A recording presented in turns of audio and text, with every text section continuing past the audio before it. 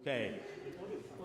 To get started, what I'd like to do at first is talk a little bit about the history, the evolution, the development of the zone Blitz over the years, so that you get some idea of where it came from, how it got started, why it got started, why it was important from the NFL down to colleges and worked its way over to Europe, just like many offensive and defensive things.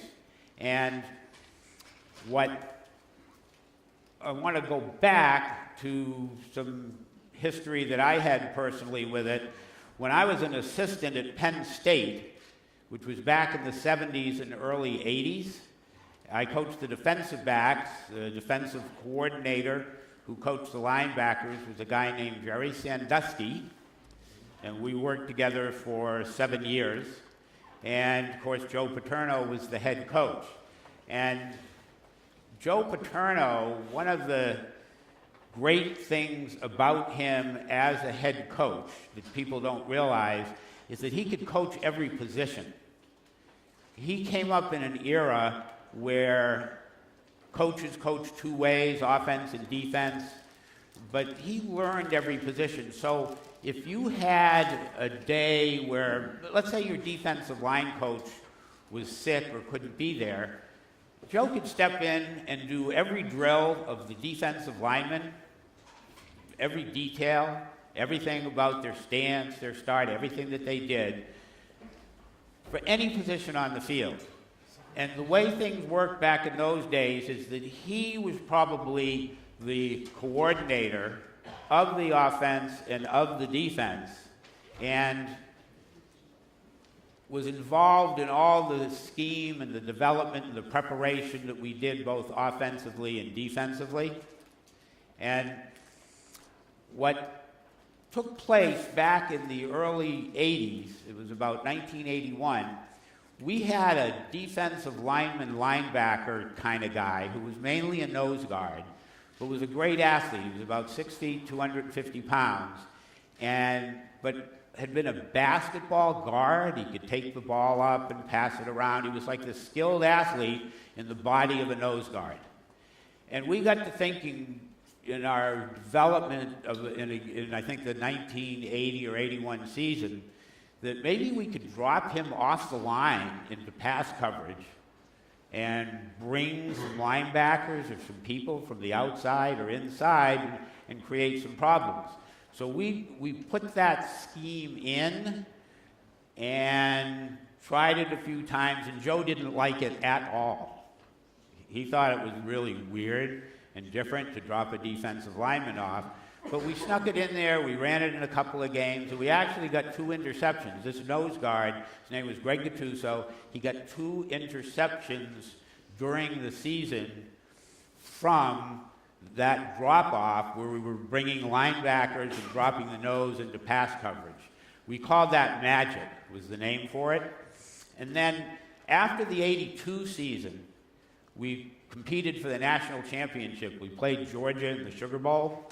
Herschel Walker was their great running back. We beat them. We won Penn State's first national championship.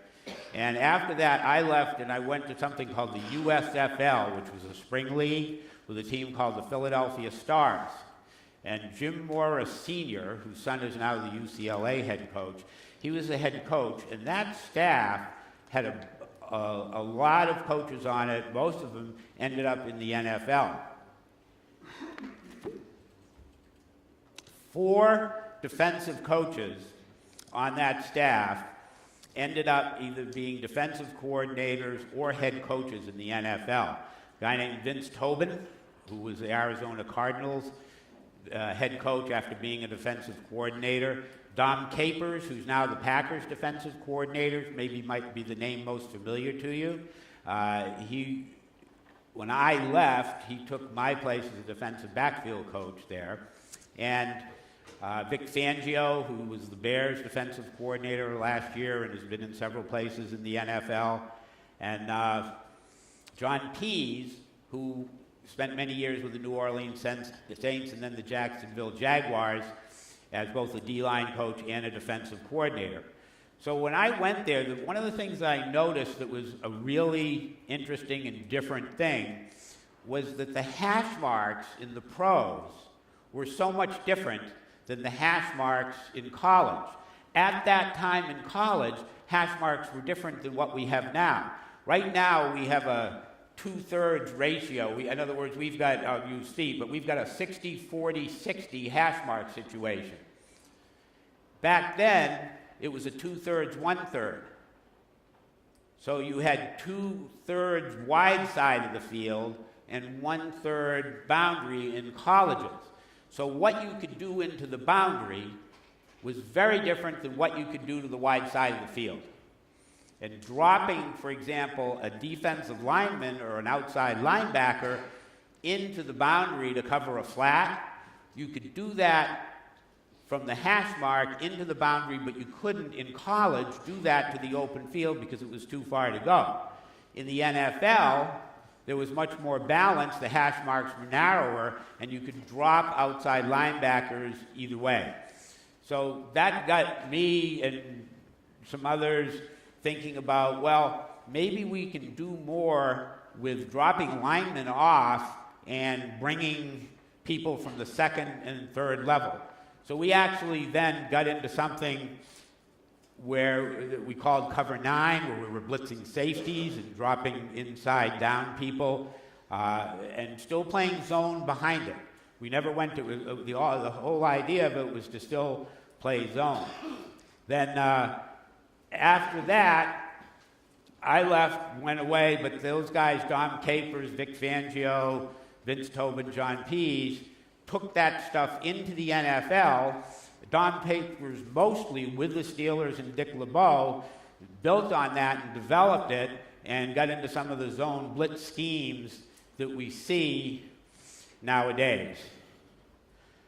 Now, some of the things that are important to know about doing this and why we do it, you know that when you blitz, that the common idea when you blitz is that even if you're a zone team, when you blitz, you're going to play man-to-man. Man-to-man is going to give you some danger, some vulnerability, some risk of a big play. So the idea of having maybe less people coming and having a blitz and playing a zone behind it protects you against the big play. It also gives you an opportunity to get pressure without having to go to man if you don't have a lot of people that play it well. All right, so it gives you a safe method of blitzing, and it gives you a 5-man pressure versus pass or run. It can be very effective against the run also. Okay, so the other thing about it is to keep in mind is that when we do this, that against the pass, we're going to want 4 to one side, but against a run, we want more balance when we do a zone blitz, okay? Let me see if I can... Tom, are you up there? I need you to fix something here for me. I want to get out of this highlight. I can't get off the screen to get to the slide. Yeah.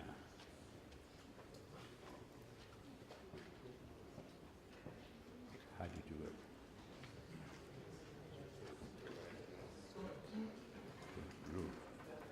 Okay.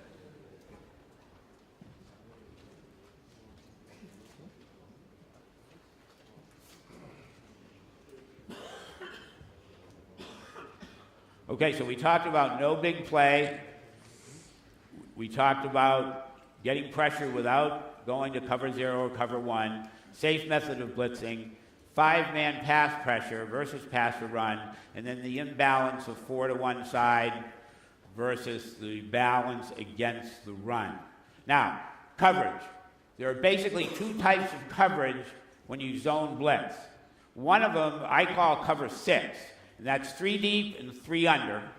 And the other one is a version of cover 2, and for this discussion I'm just going to call it cover 2, but because it's not like other cover 2s that are more common, it's only 4 under and 2 deep, it should have a tag or a name or some kind of terminology designation so it doesn't get confused, but for today we're just going to call it cover 2.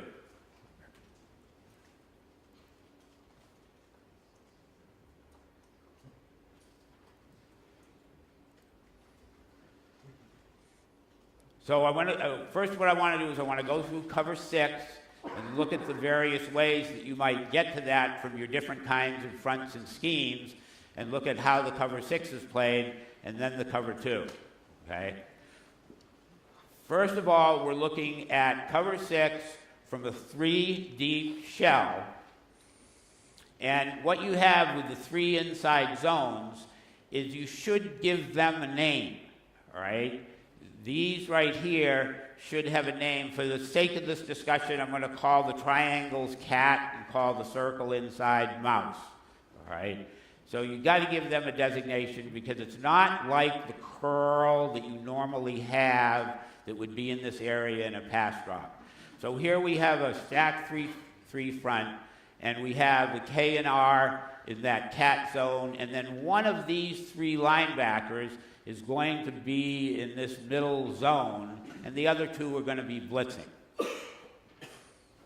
Now, just to touch on this for a second on the graphics, you'll notice that there's 15 guys on offense, which can be a problem for you on defense. But all we're doing here is just covering every scenario with having the running backs, the F or the H position, a trips or a doubles, and just making sure that all of the possible offensive structures are up there. And as far as the defensive terminology is concerned, what we call a K is like a strong safety type of position. We have a Sam, Mike, and Will linebacker.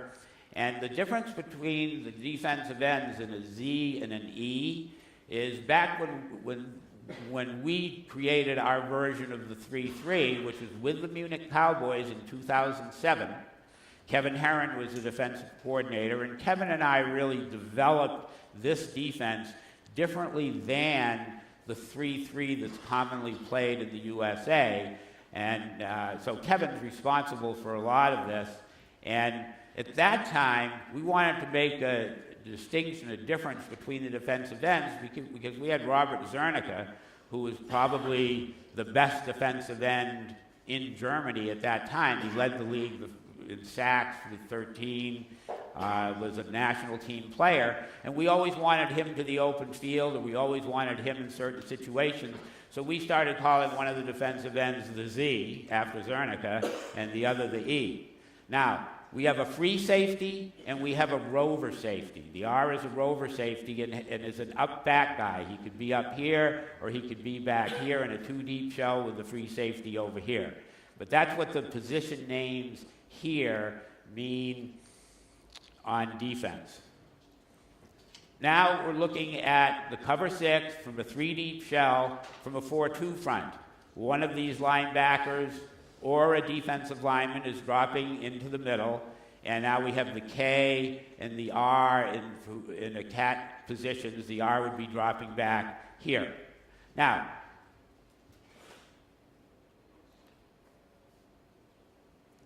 here is an underfront where this will could either be a defensive lineman or a linebacker, and we're bringing the pressure from over here, and we're back in a 2-deep shell, and now in the 2-deep shell, the rover safety's going to the deep middle third, and the free safety's up into this cat zone.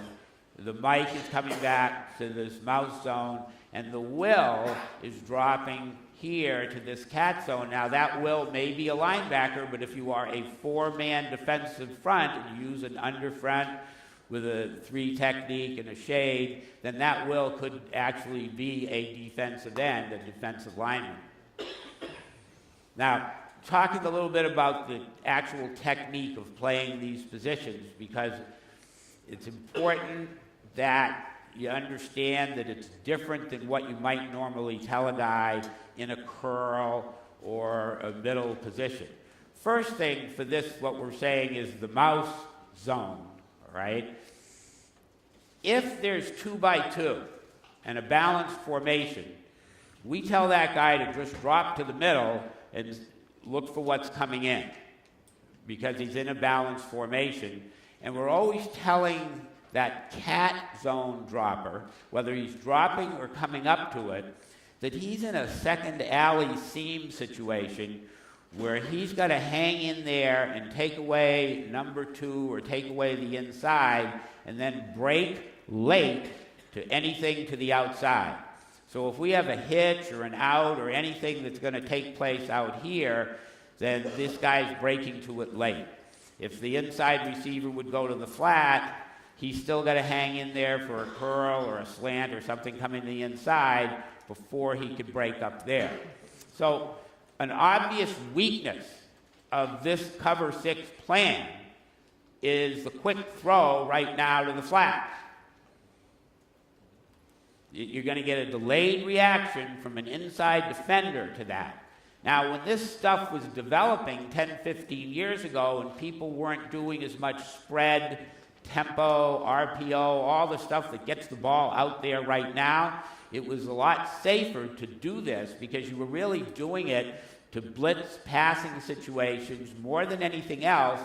And passing, if you use it on a pass down with a 3rd and long situation, then it's not as likely that you're going to get a quick throw to the outside because they need more yards than that.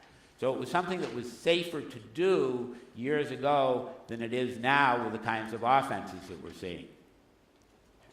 So now here we're looking at cover 6 from a 2 deep shell, and now we're running the blitz to the weak side, the bent side, and now it's the R that's coming up in the cat position, the free safety's in the middle third, the K's dropping to this cat zone, the Sam's in the middle. So these are the different ways that you could get to the cover 6 with different people dropping in or out. Now, if you do nothing but cover 6, if you only played cover 6 with your zone blitz, then you have this problem to the outside. One of the solutions to that is to run some cover 2 with your zone blitz package, which would give you a 4 under, 2 deep situation, very much like a normal cover 2, with the corners playing the flat and the short zone, and the inside zones being played by the strong safety, apex, this position here, and then one of these guys on the inside is dropping here, and the rest are blitzing. Which one it is would depend on what the blitz structure was. Now, one point about this middle zone is that if you have 2 by 2, and not so much for cover 2, but looking at the cover 3 situations, the cover 6 situations, the guy that's dropping to that zone is going to be balanced and in the middle if it's 2 by 2. If it's trips, he should drop to number 3.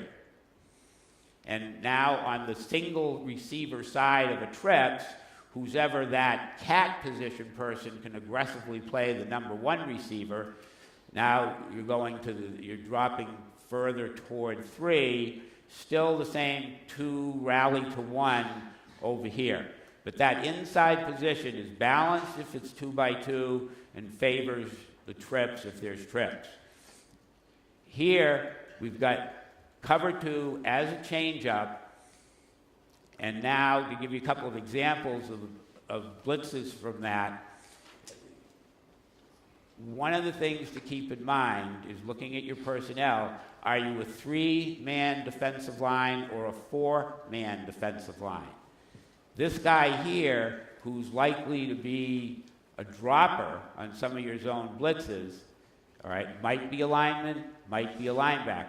But again, in an underfront, this is going to be potentially a defensive lineman. If you play with 4 defensive linemen, one of these guys will be dropping into this zone, okay? Next thing to talk about is what we call triggers or words that you use in front of your blitz. And again, this is something that I think has changed because of the no-huddle tempo stuff. What used to happen, like we would have a package that was probably our favorite Zone Blitz package, was called our hot package or our fire package. And all the names of the blitzes that we ran from that package had names like smoke, burn, flame, bake. They were all hot terms. And then we would put a trigger in front of them to tell what side we were going to run them. So we would say field smoke, or we would say left bake, or we might want it against a formation strength, 2 or away. We want to go to the trip side, or we want to go away from the trips. Or it might be about the location of a running back. We want to blitz the side that the running back is lined up on because we want to take advantage of protection in some way. So you would put a trigger in front of your blitz and say, all right, we're going to see where the running back is, and if the running back is on this side, we'll say right smoke. Or it might have something to do with a great player that you want to go to and away from. But nowadays, with the no huddle, and this is something that we'll talk about tomorrow, terminology is important, and the less words you have, the better. So I'm not sure that it's a good idea anymore to be able to say field smoke versus bench smoke, that you have 2 words, because you're talking about getting the information to players so quickly and so fast that they can go right now without having to wait. And you've got big problems when someone misses a call. And you're going to have twice the possibility of somebody not hearing or seeing something if you have 2 words in your call versus 1 word in your call. So one of the things that we've done is we've gone to, since most of the zone blitzing that we've done recently is from the field, and it's easy if you do it from the field or the bench because you don't have to worry about what the formation is. You already know for sure right away where okay, we're coming from the field. Doesn't matter how they line up. So one of the things that I've seen teams go to is say, we've got to have different names and categories. The smoke blitz might be the same looking blitz, but running it from the field side or running it from the bench side, it needs a different name so we can get it down to 1 word. So right now when we say smoke or bake or flame or burn, when we call one of those blitzes, it automatically is triggered from the field, and we have to have another set of names when we want to do something from the bench or we want to do something with a different trigger. So that terminology part of it has become very important. So what we'll do is we'll look at some examples of zone blitzes that are commonly used, and we'll talk a little bit about where they might be better or where you might have an advantage. And we'll look at it by different fronts. We'll look at it with 3-2, which is probably the favorite or most popular front that people do zone blitzes from. We'll look at underfronts, because underfronts are very common because you can get them out of 3-man line or 4-man line. We'll look a little bit at 4-3, 4-2, and some stacked 3-3, okay? First, and probably maybe the most popular or the one that's most used out of a 3-2 front is what we call smoke. And on smoke, the pressure is coming here from the field side, and the technique of the Z end is what we call a long stick. I'm not going to go into the details of that, but that is a very flat all the way down toward the A. And as Coach Monson was talking about, there's some keying going on of what the guard does as the guard turnout. The aiming point is to get to the A, and really what we're trying to do is the tackle going to go down with him? How are they going to protect this? The linebacker that's coming behind this is really a B-gap blitzer, and the K is coming from the outside and is the contained rush.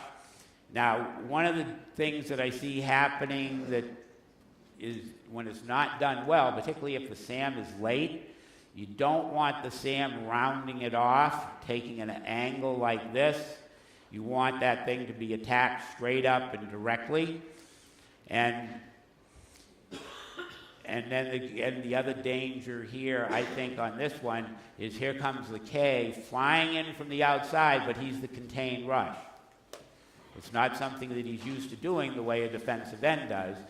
The free safety's up in the cat zone, Mike's coming to the mouse, Will is dropping here to this cat zone, and it's 3 deep, it's thirds behind it.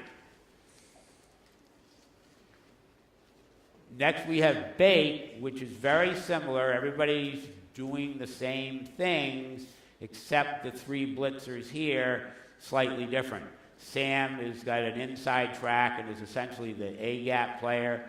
The Z is outside and is the contained rush, and the K is coming underneath recklessly to the quarterback. Now, if you're thinking pass blitz versus run blitz, one of the advantages of bait is that the Z naturally has contained pass rush as part of his life on the football field. So now you can turn the K loose as a rusher, and he doesn't have to worry about anything. We use a terminology that you've all heard, the do your job terminology. It's a big thing with Belichick and a lot of coaches about players doing your job. And I think and we'll talk about this more tomorrow, but one of the failures, one of the things that you see happening that's a big breakdown and causes big problems is when contain rush is lost on a pass. Big problems. When a quarterback is under pressure and then is able to bubble to the outside because the contained rush doesn't do its job. So it just makes sense that if you've got a defensive end who is a contained rusher most of the time that he's in a pass rush, and he knows the techniques and he knows things about not going inside a blocker, keep your shoulders square, that he would be better to do that. And what we did is we developed a terminology called playmaker. A playmaker is a guy that you're turning loose to make a play, who has very little responsibility for the big picture of things and can just go make things happen. And having the K be a playmaker, instead of doing something like smoke, where the K has the contained rush and you're trying to get the playmaker out of the Sam linebacker here, it just makes more sense to me, if you want a pass blitz, to have people do the things that they do and let the K be the playmaker and go light things up. Okay? Another one that I really like is what we call burn, and that is really the original terminologies that it was that the linebacker was Uber, the K who was blitzing. And again, it's the long stick for the Z, and now the K, who needs to get a little bit of a cheat or a running start to this, is coming down really hard behind the guard and tackle and is the playmaker. And the Sam is the contained rush, which he's not used to doing, but it gives you a changeup. And I really like this against the run, because you have a chance here to have the K enter this area behind the box unblocked and really disrupt the play if the timing is good.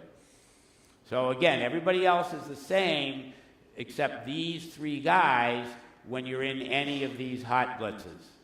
And then one more, better probably as a pass rush, is what we call flame, F for the free safety. And now basically the free safety and the K have exchanged responsibilities, and the free safety is the blitzer and the K is dropping in the cat zone. The 8 other guys are doing the same thing. So you've got a package here with that group of hot fire zones that covers a lot of different situations, but only affects the 3 guys that are doing it. Everybody else is doing the same. Okay? Now, if you wanted to go from the bench side, let's just take a look at bench smoke by that name, although it may want to have some other kind of designation or name. But now what you're doing is the will is doing what the K did, is the contained rush. The end is doing the long stick, the mic behind him in the B, and now it's the R coming up into the cat zone, the Sam here in the middle, and the K out here, the free safety back to middle third. So anytime you ran any of these from the bench trigger, and you said, okay, we're going to go bench for any of these, we're going to go bench bake, we're going to go bench burn, you're just flipping the responsibilities of these 3 guys with these 3 guys, and now the 8 other people are doing the same. Hot zone blitz from the underfront. If you go to an underfront, and let's just start out, whether it's a 3-man line, and now you move the will up on the line of scrimmage, this end came down to the B gap, the nose moved over to a shade, and from a 3-man line, you could run all the same things that you did before, but now the nose, instead of being on the center, is coming across the face of the center toward this A gap. The end is in the B gap is coming out to contain. The will is a dropper. Everybody else does the same thing as they did before. If you're a 4-man line, then you have end, nose. This would be your tackle in a 3 technique, and this would be a defensive end dropping here. So here's an example from an underfront, whether it was a 3-man line or a 4-man line, running bake from the field, same way we did with those 3 guys before, same thing for everybody back in the secondary in the cover 6. And now it's just the difference of the nose and the end and where they aligned, and they're still making the same movements with the same responsibilities. And the will, again, whether or not it's a lineman in a 4 defensive line scheme or it's your will linebacker in your 3-down line scheme, is dropping to this zone. Here's an example of the double A gap blitz, which is very popular. From an underfront, again, could be a 4-man line or a 3-man line. And you see a lot of this. You see a lot of double A stuff. You see it in the pros. You see it in the colleges. So we're getting a double A gap blitz. The nose, who was in this A gap or in a shade, is going to work out to the B. This end has to work out to contain. And you're getting the same basic drops back here with one wrinkle. And that is that, again, the safety's coming behind the blitzers. So with this inside blitz here, the R is coming to the middle here, and the defensive end or will linebacker is dropping to this cat zone over here. Now, some people prefer to do that part of it the other way.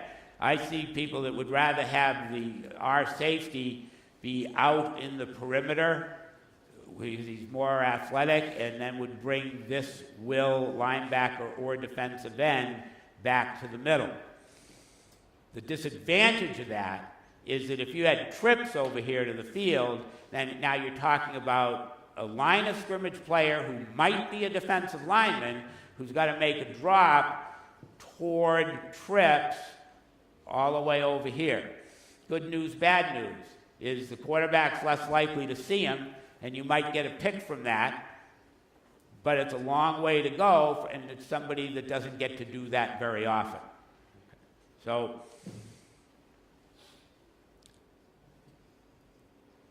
another example, this was from a 4-3 with a cover 6, and I just think that it's tougher to do this stuff from a 4-3 or any 4-man line because you don't have enough drop athletes on the field, and now you're in a situation where you're getting into the kind of training and you're getting into the kind of practice time that can be a problem. But here's an example. Here's a 4-3 and a blitz. From this side, you've got a nose shade dropping to the middle, will linebacker to the cat zone. free safety up in the cat zone here, 3 deep with the R safety, a lot of pressure on this side. This tackle's trying to work its way all the way over to the weak A, all right? But it's a lot of pressure on this side. The question is, do you have the athlete, do you have the player as a nose, as a defensive lineman, to make this kind of pass drop?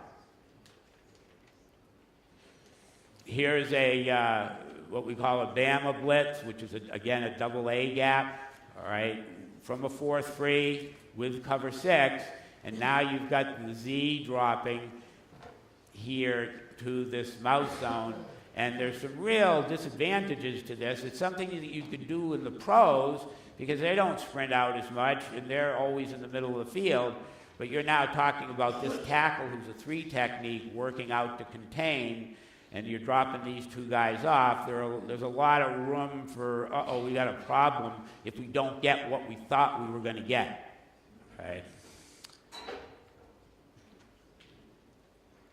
Now, let's look at some zone blitzes with cover 2. All right.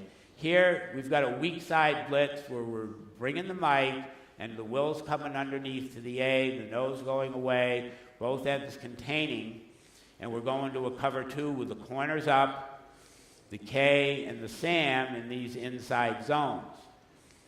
And this, again, could be something that you could do from a 3-2 front, but you could also make this an under, move the nose, and have this guy be on the line as either a will or a defensive end, and just come around behind these guys. Another one with a 2 deep in front of it would be all inside linebackers from here with a 4-man line, and you're bringing the will and the A, the nose away, and the mic around behind them, and both defensive ends, and playing the 2 deep, 4 under behind it.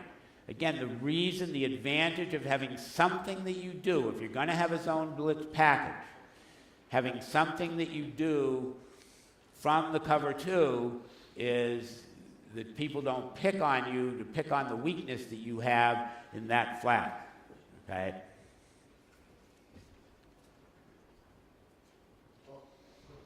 I can't reach it. Yeah, okay. One other that I want to talk about that isn't on a slide, but I thought it came up I was talking to one of the coaches here earlier, and it came up, and I thought it was worth mentioning because we see it so much nowadays. But just the general principle now that what you see people doing in the pros is that you see a lot of this 3 technique. You're a 4-man line and you move the nose out, but you've got a 3 technique, 2 inside linebackers stepped up in the A gaps, and then guys out here who may be linemen or linebackers or may be specialty personnel. Patriots do this a lot. And because we've probably been... Oh, I got just one quick question. How many of you watched the Super Bowl? How many of you, because it starts at 12:30 in the morning, right? How many of you left before the end? Went home at, said, it's 2 or 3 in the morning, I'm still up, 28-3, this thing's over, I'm going home and getting a good night's sleep. So, but when you think about the Patriots, like, they have Ninkovich and they have Chris Long, and they can put their hands on the ground or they can stand up. So you're basically talking really about a scheme that has 2 defensive linemen, 4 linemen, 5 defensive backs.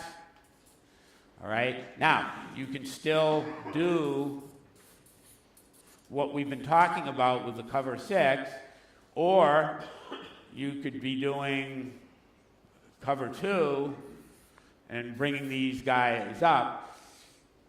But why is it that this has become a very popular favorite front for zone blitz? I think what you're seeing so much of with these guys coming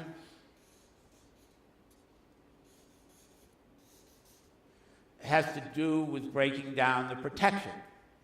And what you're getting is, with these linebackers walked up, depending on where the running back is, then you're saying, okay, we're going to get a slide to this side to handle this and make sure we can't allow that, all right?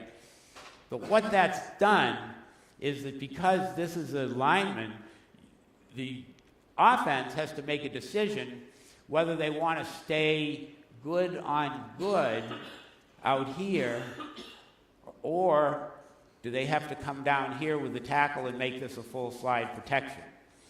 If that happens, and he's coming and is matched up on the back, you get the kind of matchup that you want in protection, right? Then to take it another step, that if you're getting that protection, and now you bring something like a bait concept, where you're bringing somebody from the next level, there's no blocker.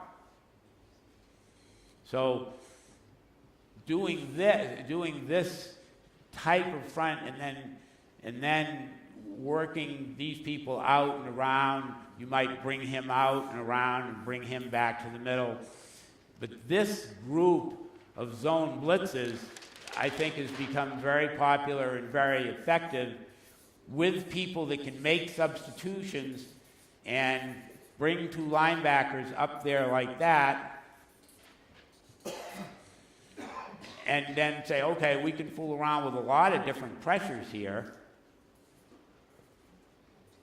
whether we go man or zone, but we've got some possibilities that we can do here that really create problems for the protection, because they've got to honor these linebackers who are up here and can get a really quick run at the quarterback. You've got to do that.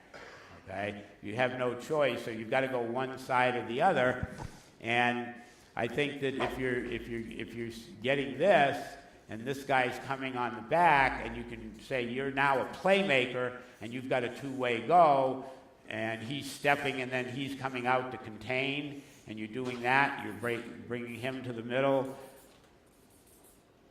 okay, and playing your cover six behind it, you get some immediate pressure on people that aren't real good at doing pass protection. So I think that this kind of a double A look, how you can get to it, that's something else again, because you may not have the personnel to do it, and you may not be able to substitute to do it. Okay? Now, having said all these things, I'm not sure that the zone blitz is a good thing to do over here. So take everything that we've just talked about, throw it away, and don't do it. Or make sure that you hear what we have to say tomorrow about tempo, offense, and RPOs, because you can't do this stuff and not consider what offenses are doing right now.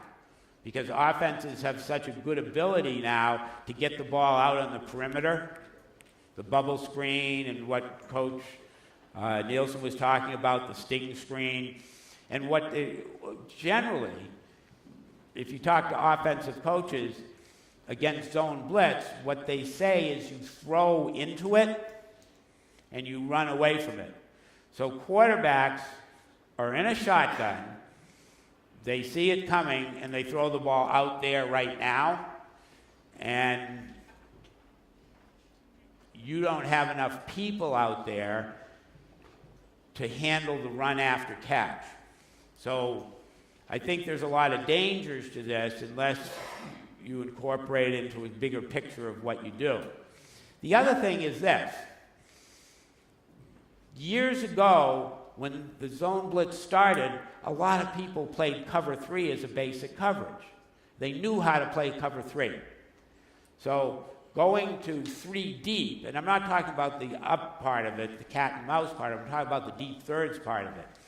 It was very common for teams at lots of levels. I mean, we were a cover 3 team at Penn State for years and years and years, but teams were cover 3 teams, and now cover 3 isn't as popular. You don't see as much cover 3. You see more of this quarters and different brackets and all stuff we'll talk about tomorrow. But if you don't play cover, it doesn't make sense to me if you don't play cover 3 as a normal basic coverage that you use.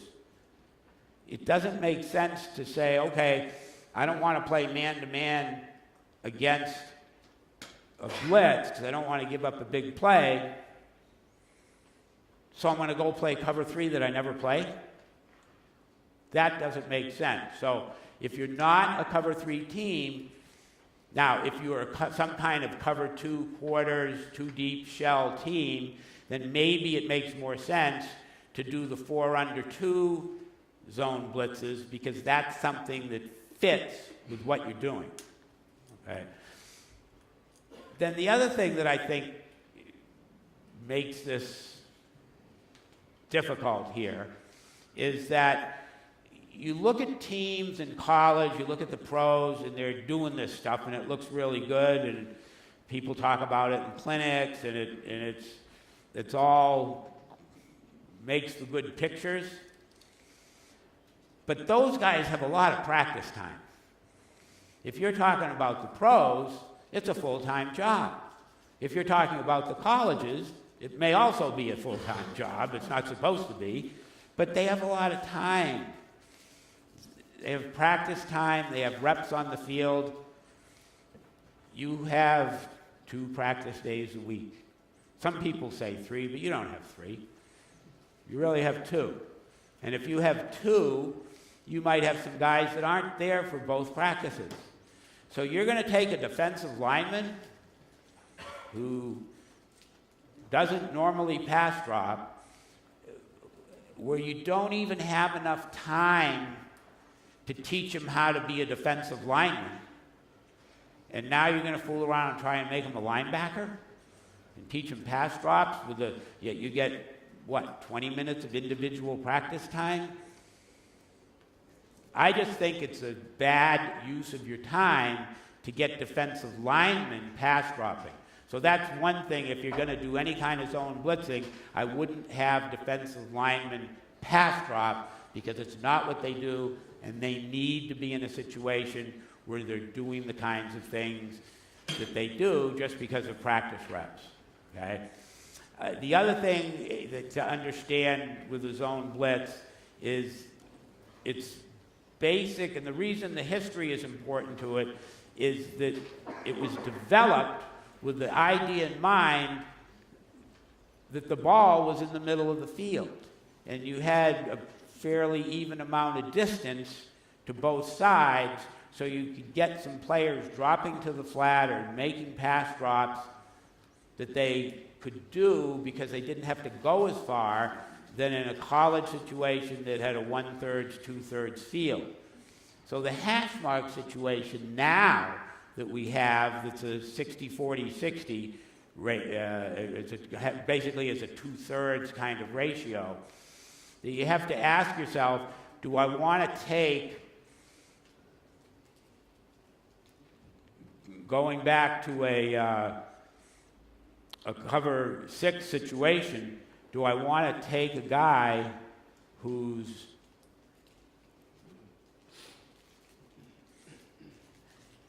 do I want, with this much field, and let's say you have trips, and when you think about what the RPO people are talking about, what Coach Nielsen talked about, do you really want to put this guy here, who's ever, whether it's the free safety or it's the K dropping here, with a corner dropping to 1/3, if the ball is thrown out in this area,